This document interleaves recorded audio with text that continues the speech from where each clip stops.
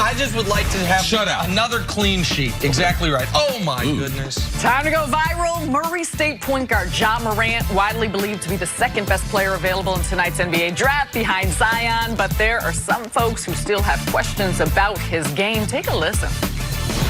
Yes, I really like the negative energy.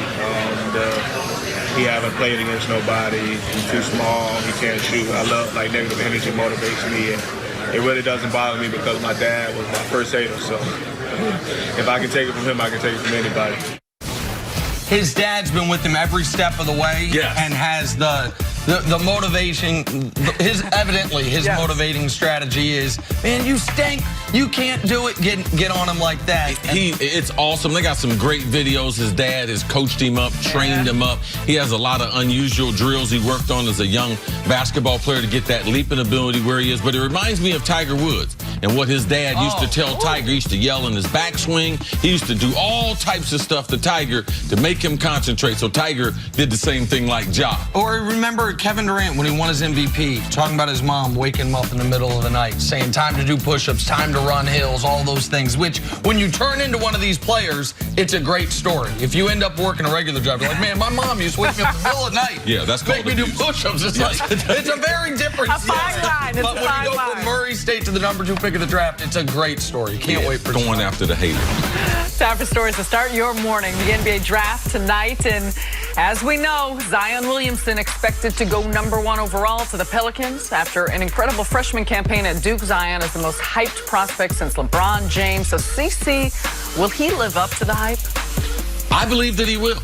I believe the supporting cast that he had, the trade in Anthony Davis, gave him some legitimate NBA players. Drew Holiday is a great two-way guard, also a great leader on and off the court there in New Orleans. But the coach and the general manager, that right there will make sure that he reaches his full potential. I do believe it, Nick. I believe it as well. And speaking of the coach and GM, keep an eye on just maybe if they're still shopping that #4 pick. I wonder if David Griffin, for a team that needs spacing and shooting now, might call up his old team, the Cleveland Cavaliers, and see if they'd be interested in getting off Kevin Love. He can be a stretch 5, space the court. Yeah, I was trying to do the LeVar Ball thing. I was wishing Zion went to New York, but I knew he was going to end up in New Orleans because I knew him and Lonzo was going to be together on the fast break. I knew it. See, I'm playing chess. They playing chess. Exactly right. That fast break's going to be dope. With reports that Memphis will draft Ja Morant #2 tonight, the Grizzlies have shipped point guard Mike Conley to Utah in exchange for Kyle Korver, Jay Crowder, Grayson Allen in the #23 pick tonight, plus a future first-rounder. So, Nick, are the Jazz now a title contender after acquiring Conley? No, not yet. I can't put them there yet. To me, they are a contender for the Western Conference Finals. That is the level I will put them at. To me, this catches them up potentially with a team such as Denver, a team that I also don't look as a true title contender right now. But they needed an upgrade at the Ricky Rubio spot to help out Donovan Mitchell, who was a good volume scorer but not as efficient. And so I like this move for them, and for Memphis, it clears the way for Ja. And I believe he's better on the defensive end as you lead everyone into the one-man blocking machine in Rudy Gobert in the paint.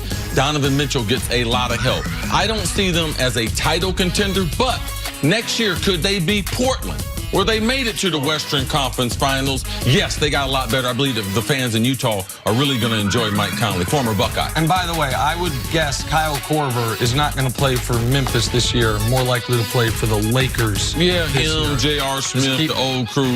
Everyone but Richard Jefferson. He can't come back. I saw him this offseason, man. He ain't doing nothing but eating and drinking. That's the truth. Staying in the NBA, Bucks forward Chris Middleton will officially be a free agent after declining his $13 million option. Middleton is expected to demand a max contract. Nick, do you think he ends up, though, back with the Bucks? I think he should. I think he will. The Bucks won 60 games. They were up 2-0 on the eventual champs. I think they could have, if they would have made the NBA Finals, beaten the Golden State Warriors. You got to run that back. You're not going to be able to bring back everyone, but Chris Middleton, Malcolm Brogdon. Though one unrestricted, one restricted, I think you've got to bring both those guys back. I understand it gets expensive. Now you're talking about paying the tax because you've got Giannis making so much money. You deal with that, though, with the ability to compete for a championship immediately. If they bring everyone back, to me, they are the clear-cut favorites out east. if Kawhi leaves Toronto. Yeah, especially. And that's what happened to Middleton. What happened to him in the playoff? Kawhi. Yeah. What happened to him in the playoff?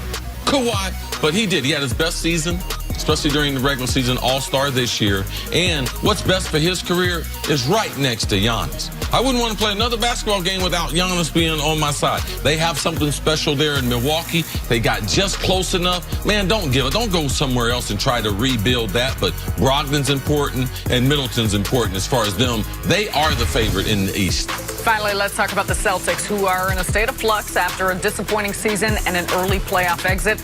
Chemistry issues and locker room strife seem to hamper Boston throughout the year, and that can reportedly be traced back to Gordon Hayward. Reports are saying that Brad Stevens force-feeding his former Butler star, who was coming off of that serious leg injury, bothered many of the Celtics players. So, Nick, who is most to blame for the Celtics situation? I don't want to not answer your question, but can I defer on that just for a moment? Because this is something you talked about during the year, that when you have that, and this is where the experience of having been in the locker room is so valuable. So I want to defer to you on this before we get into the blame part of it, which is guys know who's winning in practice.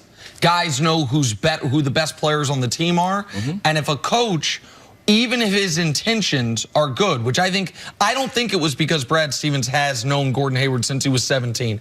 I think it was, this guy's important. He's our highest paid guy. He's coming off an injury. For us to reach our potential, we need to get him back to full confidence.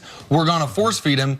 But guys, you talked about during the year, guys in the locker room aren't hearing that, thinking that, seeing that. They're just saying, I'm busting his head in practice. You're calling plays for him, and that can cause strife throughout a season. And a lot of times the coaching staff, they become a double standard. Because you see, a lot of the players, man, they're smart.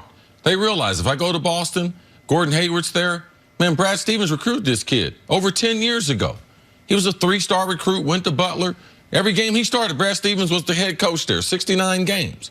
Man, they got a lot of intel and everything. Gordon could have went a lot of different places. Man, Cleveland. Yeah.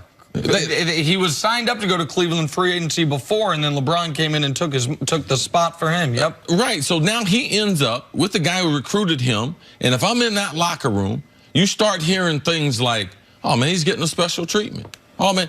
And when they criticize him, when you watch the film together, or the coaches criticize him with the same intensity which they criticize the other players on the roster. And it eats away. Sarah, you know this. You start to be like, man, they're treating him a lot better than they're treating me. And like, wow, if I had an injury like that, would they be as patient? Would I be a starter? Would I be getting those minutes? And the truth of the answer is no, you wouldn't.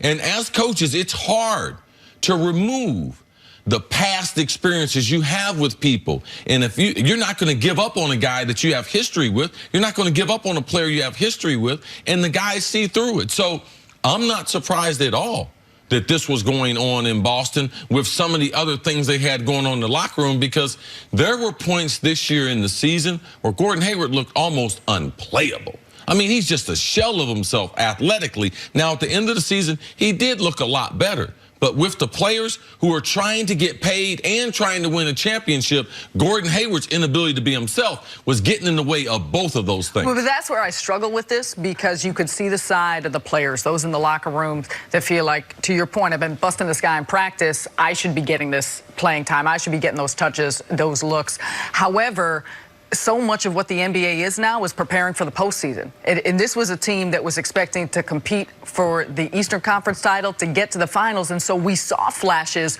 towards the latter part of the season. And Gordon Hayward, I mean, that injury, he was an all-star coming here. He was him and Kyrie Irving were expected to come and change the complexion of what the Celtics were doing. So that's where I think, at what point do you need to continue to give this guy opportunities when maybe he's not at his best, to get him ready for the latter part of the season? You understand why they would do it, but this is where, in any business environment, any team environment, the worst thing you can have is misaligned incentives. And so you had Kyrie Irving saying, I'm just worried about the playoffs. You had the coaching staff trying to get Gordon Hayward ready for the playoffs. Man, you have Jaylen Brown trying to get paid. You have Jaylen Brown trying to prove himself. Jason Tatum trying to take that next step after working out with Kobe. You have Terry Rozier, who had a star turn in the playoffs. Scary Terry. People are wearing masks, T-shirts, the whole nine.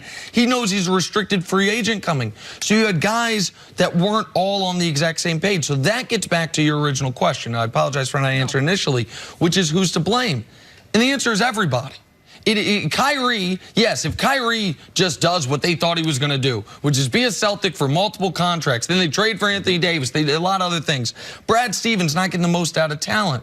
But also the front office, Danny Ainge and company, for not seeing, just like I thought it was indefensible that the Warriors would say, we never saw an Achilles coming. When you saw it coming the day after the injury and the day after the calf strain and the day of the Achilles injury, how can the Celtics front office not have seen coming what some of us on TV did before the year, which was, hold on now.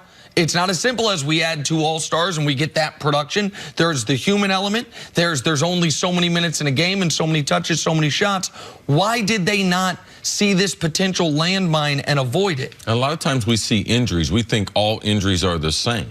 And no compound fracture, no dislocation, no ACL being torn, no Achilles. None of these things are the same. But as we view sports and stuff, we just think so. Adrian Peterson told us that when he shattered his knee. And he was back playing in 6 months. No one can do that. And I'm going to tell you who you can blame for this. And it's a blame. It's not his fault. But Paul George. It's Paul George's fault. He had an unbelievable, gruesome injury. Exactly what Gordon Hayward had, but it's not the same thing because they're not the same player. They're not the same athlete. They don't have the same mentality. Paul George being MVP candidate almost 3/4 of the season, back to the level that we saw him and even better. People saw Gordon Hayward, oh, he'll come back because we saw Paul George do it. But it's not the same. No 2 injuries are the same. Speaking of Kevin Durant, his injury, let's move on to the thought process.